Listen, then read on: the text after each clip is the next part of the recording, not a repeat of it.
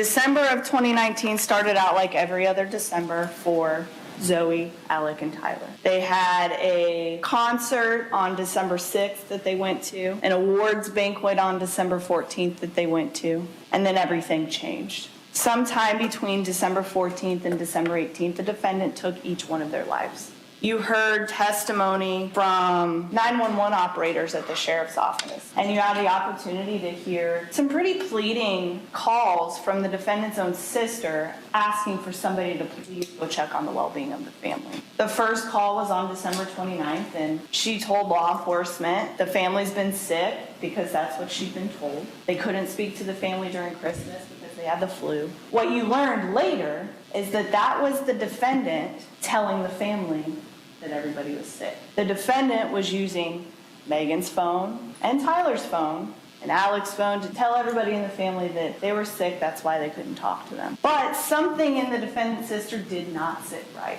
So she called again. She called on January 10th, and she insisted that somebody go out and make contact with her brother and the rest of the family. What's interesting between the two phone calls is that in the January 10th call, the defendant's sister tells law enforcement that Megan believes the apocalypse is coming, and she just learned about this information. How did she learn about this information? From the defendant. Because we already know Megan's dead. You heard from law enforcement. Law enforcement tried to make contact with the family. Law enforcement went to both addresses, knocked on the doors, the blinds were closed. The defendant had conveniently parked the family van in front of a different building. The defendant had started using cash, had continued to check the mail to make sure that nothing suspicious was going to lead somebody to the residence. And finally, on January 13th, law enforcement opened the door, and that's when they discovered everything that was in 202 Reserve Place. And even when law enforcement is there, the defendant is still trying to be deceptive. He told Detective Miller something very interesting in his interview. He told Detective Miller, based upon their beliefs, they bring their children into this world, they should get to decide when they leave. The defendant wanted control. The defendant wanted control over the lives of his kids and of the life of Megan. You heard from the law enforcement officers that found Alec and Tyler and Zoe and Megan. And you heard that initially they could not find Zoe. Ultimately, they found her after looking through the house for 4 or 5 minutes. The defendant at the bottom of the stairs. I don't know when the last time I saw her. I think she went with you. Oh, maybe you should check the garage. The kids went to a sleepover. Megan's upstairs sleeping. The entire time, the defendant is trying to be deceptive. The defendant tells law enforcement also that he was intentionally deceptive with his family so that he could finish what he started. You heard from the medical examiner, and you heard from the toxicologist, and you heard that all of the members of the defendant's family at the time of their death had diphenhydramine in their system, which is Benadryl. Smothering could not be ruled out because of the state of the bodies. If we know that Zoe, Tyler, Alec, and Megan were killed between December 14th and December 18th, law enforcement didn't go into the house until January 13th. It's almost an entire month. The state of their bodies prevented the medical examiner from doing a full investigation during her autopsy, but she was able to ascertain some key important things. She told you that everybody, including Megan, had no signs or issues with their heart or their liver. The medical examiner also told you that based upon the decomp of the bodies, that there was no more liquid blood left. And the boys both had stab wounds, but she didn't see any signs of hemorrhaging, which indicated to her that the stab wounds likely occurred after the death. The defense attorney is going to get up here, and that is going to be the key point. You can't believe what Anthony Todt told law enforcement in the interview that you saw, because he said and was adamant that he stabbed the children before they died, and the medical examiner got up here and said the stab wounds were post-mortem. And that's why you can't believe Anthony Todt's statement to law enforcement. But how the defendant describes going into each child's room and killing each of his children is consistent with all of the evidence that was found on scene. The only inconsistency is the stab wound when it occurred. Everybody's in agreement that there's a stab wound. The defendant's adamant that they didn't die from a stab wound, they died from suffocation. What you need to do is really look at the defendant's interview. The defendant very clearly describes how these murders happened. The defendant doesn't remember when they happened, just that they happened sometime before Christmas. That's what his interview said. Now we have some receipts and him knowing that, okay, well, I bought these BB guns after they were dead. So there's a receipt from Academy showing that from December 18th. We know that they were alive on December 14th because of their holiday banquet. The defendant is very meticulous and describes more than one time the order in which each of his children was killed, the manner in which each one of his children was killed, and what he did afterwards. The defendant told you in his interview that after doing some research about the afterlife, considering the fact that Megan was so sick, Megan's so sick, she can't get out of bed, she's frail, has trouble walking, she's in excruciating pain, all of these things. She had a miscarriage, so she is so much in pain and so depressed that she was looking at these videos of the afterlife, and that's the way we're going to go. So the defendant also tells you that they sat the children down, including his 4-year-old daughter, and had a conversation with them about this plan, this suicide pact that him and Megan had together. He sat his 4-year-old daughter down and said, what would you do if mommy and daddy died? And then he came to the conclusion that his 4-year-old daughter decided she wanted to die with mommy and daddy. And the same with his 10-year-old son, Tyler, and his 13-year-old son, Alec. Then he had the children gather belongings that were important to them. And you'll see in the photographs, there is a chest at the foot of the bed. And on this chest, there's some dolls that you open, and then there's a smaller doll and you open. So that's from Zoe. There is a scarf, a soccer scarf, which is from one of the boys. You'll see a photograph of all 3 of them with the Cookie Monster. He displays all of these things on this as if it's an altar. He tells Detective Miller, I had the children pick out their favorite things so that we could put them there. The defendant then tells Detective Miller that we weren't really sure when we were going to do this, so we made sure we bought some clothes for Alec just in case he was alive. I bought some fishing lures just in case we decided to go fishing before I killed them. The defendant rather nonchalantly describes murdering his children. On the day that he does this, he tells law enforcement that set an alarm for 11:30 p.m. so that he could wake up to accomplish... Objection. Facts not in evidence. I see the attorney's objection.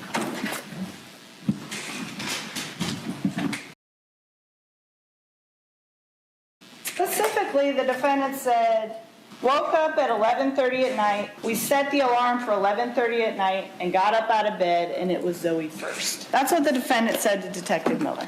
The defendant then describes going into Zoe's room. He describes laying there for a little while, getting up his courage. And ultimately, he rolls over on top of Zoe. And you saw how the defendant looked in his interview. That was approximately a month after the death. So that size is accurate as to what his size was at the time. And you heard the medical examiner talk about the weight of Zoe. And the defendant rolled over on top of her and suffocated her. And he described that this took about 15 minutes, but she really only kicked and screamed for about 3 or 4. The defendant then said, I put some covers on her so that she would stay warm. And I want to point out the fact that he talks about that in his interview, because yesterday you heard him say when Megan told him that she killed the children, he goes to Zoe's room first, because everything is in the same order. So he goes to Zoe's room first, and he goes and gets a wash rag, and he goes back and he closes her eyes and shuts her mouth with the wash rag, because it's the fatherly thing to do to make sure that she's comfortable. That's what the defendant told you yesterday. Now, after he's done killing Zoe, the 4-year-old, he goes to Alec, and Alec is upstairs. Alec is the 13-year-old boy. Alec's the oldest. He also described on the stand yesterday that Alec's the strongest. And he goes and he suffocates Alec. How he describes it to Detective Miller is also very nonchalant. He also indicates to Detective Miller that he stabs Alec in the abdomen. He's looking for the umbilicus or this vein that is supposed to help Alec bleed out quickly. Then the defendant goes downstairs to Tyler. Conveniently, Alec and Tyler are separated. They share a room. Their beds normally are close together, but conveniently on this night they are separated. Tyler's downstairs on the couch. And I made sure to ask the defendant yesterday, was it a pull-out couch? Was the couch open? What was going on with the couch at the time that Tyler was killed? So not only did the defendant go in there and suffocate Tyler and stab Tyler's body, but the defendant, after he moved Tyler, took the time to put the couch back, put all the cushions back on the couch, make sure everything was all organized and put away. There was a stuffed animal sitting on the couch. It looked undisturbed. Then, after all the children are dead, the defendant decides, with Megan, according to his statement, that he's going to kill Breezy. So they put a blanket down on the master bedroom bed. They call the dog up onto the bed, and the defendant grabs the dog's snout and suffocates the dog and kills the dog. The defendant then wraps the dog in a blanket and puts it in a dog bed under the nightstand. And it was at this point that the defendant does describe this plan, and Detective Miller specifically asks him, if you had everything so planned, if this was the plan and it had to happen and this is what you were going to do for the afterlife, why didn't you know who was going to die first?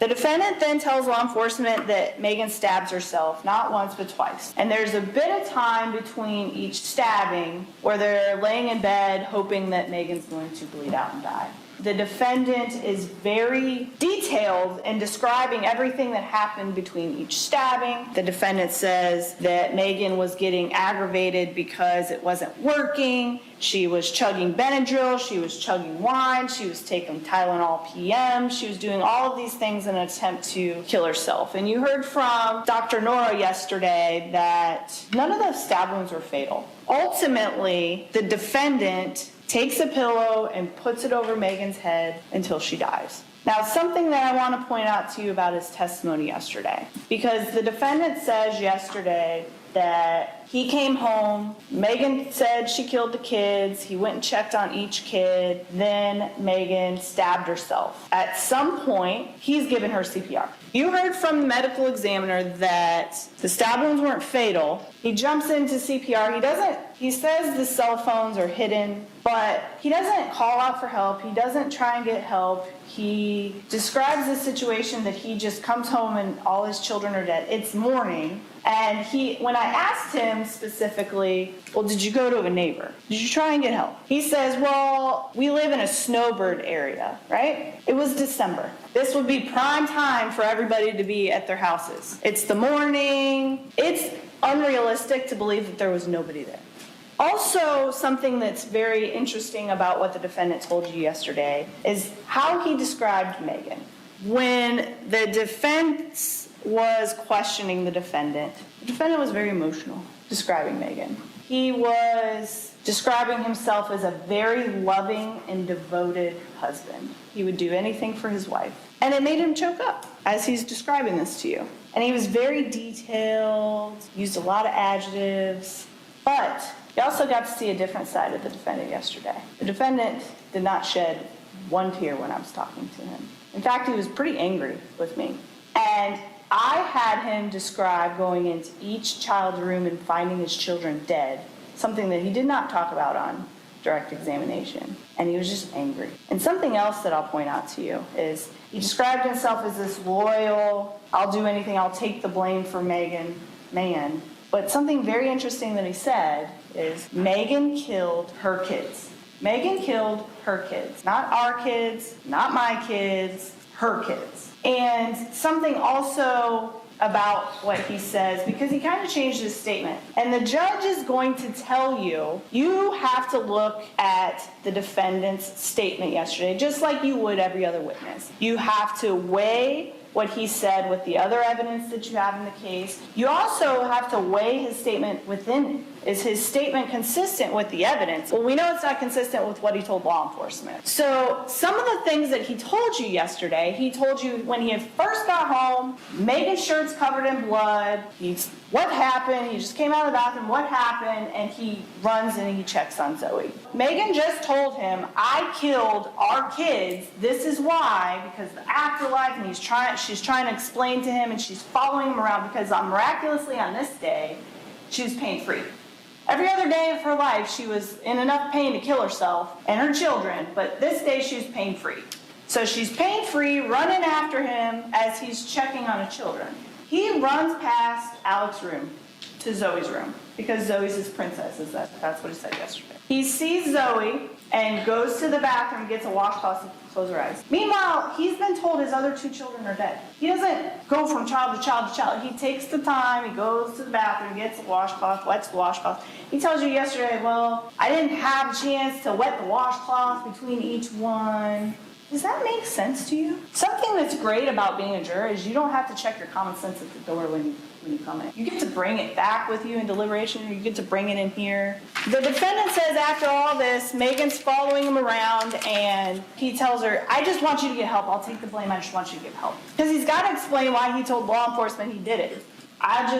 I'll take the blame. And then after she stabs herself and he tries CPR, then that's when he yells out the window, but nobody answers. The defendant sat in that house for over 3 weeks with his dead family. The defendant, although he denied it yesterday, told law enforcement he went to Sarasota after they died. He's going to Academy. He's going to Publix. He's going to CVS. He's going to Walgreens. He's going to all these places, using cash at all these places. He's checking the mail. He's pulling in packages. And his family he had moved them all to the same room. He put rosaries in all of their hands. He covered them all up with blankets. He's also putting a lot of plug-ins. There's candles in the trash. There's air purifiers that are stacked in this room. And he is living in this bedroom with his dead family. And he tells you, the whole time, I was just trying to get the courage to kill myself. He had the courage to kill his 4-year-old daughter. So he tries hanging, he tries zip ties that he tied around his neck, that he cut off, that he conveniently left out in the open. He tries BB guns, he tries Benadryl, he tries all these different ways to kill himself for 3 weeks. He also takes the time to write a typed note to leave it. During his interview with law enforcement, he uses the word we throughout the interview. And something that he said yesterday is he's going to take the blame. He loves Megan. He's a loving husband, a loving father. He takes every opportunity to play with his kids because he doesn't know, when will be the last opportunity. He included Megan on everything he told law enforcement. It wasn't, I take the blame, she didn't do anything. They did it together, is what he tells law enforcement. He is the one that carried out the killings, but she's in the doorway encouraging him. There are a lot of things within his statement, he said to me yesterday, that are inconsistent. He describes in detail the fact that they had leftovers for dinner. The kids ate, but he didn't eat. Then after dinner, gets in their family van and drives over to 211 Longview. Realizes he forgets his tools, so he walks back, plays basketball with his kids. He doesn't know. The sun's still up. He didn't tell me a time. The sun's still up. He walks back with the bag of tools to 211, realizes his phone's about to die.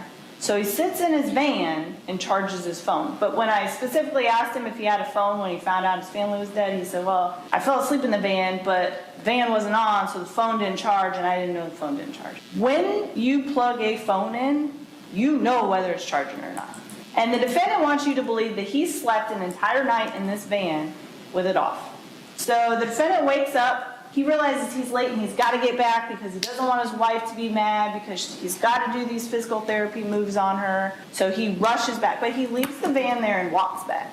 He goes in the house, and that's when he discovers all of this thing. And something else that you can consider is whether the witness was straightforward in answering the attorney's questions. We're here because the defendant wants control. The defendant tried to control everything yesterday, too. I would ask a question, the defendant would give an answer that he wanted to give, and then we would have, it's a yes or no question, and there was a lot of back and forth between both of us. The defendant was trying to ask me questions. He wants control.